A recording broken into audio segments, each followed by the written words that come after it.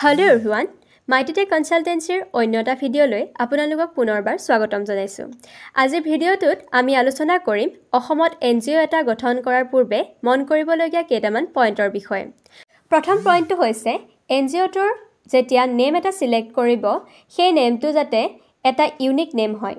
যদি নেমটো already registered এনজিঅ'ৰ লগত মিল থাকে, তেনে ক্ষেত্ৰত আপুনি ছ'চাইটিজ এক্টত এনজিঅ'টো ৰেজিষ্ট্ৰেশ্যনৰ সময়ত কুৱেৰিজ বা ৰিজেকশ্যনৰ সন্মুখীন হ'ব পাৰে।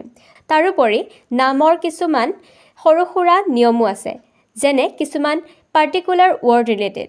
দ্বিতীয় পইণ্টটো হৈছে ডকুমেণ্টেশ্যন, অৰ্থাৎ প্ৰয়োজনীয় ডকুমেণ্টছখিনি ভালদৰে প্ৰিপেয়াৰ কৰিব, যাতে ৰেজিষ্ট্ৰেশ্যনৰ সময়ত ডকুমেণ্টছৰ বাবে কুৱেৰিজ বা ৰিজেকশ্যনৰ সন্মুখীন হ'ব নালাগে।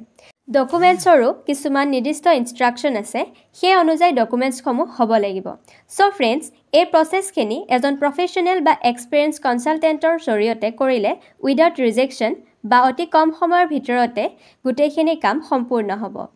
তৃতীয় পইণ্টটো হৈছে যদি কোনোবা কাৰণত ৰেজিষ্ট্ৰেশ্যনৰ বাবে আবেদনৰ পাছত কুৱেৰিজৰ সন্মুখীন হয়, তেন্তে নিৰ্দিষ্ট সময়ত কুৱেৰিজৰ প্ৰপাৰ ৰিপ্লাই ছাবমিট কৰিব লাগিব, অন্যথা ৰেজিষ্ট্ৰেশ্যন ফৰ্মখন ৰিজেকশ্যনৰ সন্মুখীন হ'ব পাৰে। চ' ফ্ৰেণ্ডছ, এইকেইটা হৈছে important point NGO' registration related.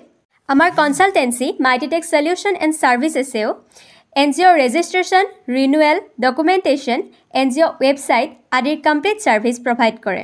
বৰ্তমানলৈ আমাৰ কনচালটেঞ্চিয়ে অল অভাৰ আছামত 100তকৈও অধিক এনজিঅ'ক ৰেজিষ্ট্ৰেশ্যন, ৰিনুৱেল, ডকুমেণ্টেশ্যন আদিৰ সেৱা প্ৰদান কৰিছে।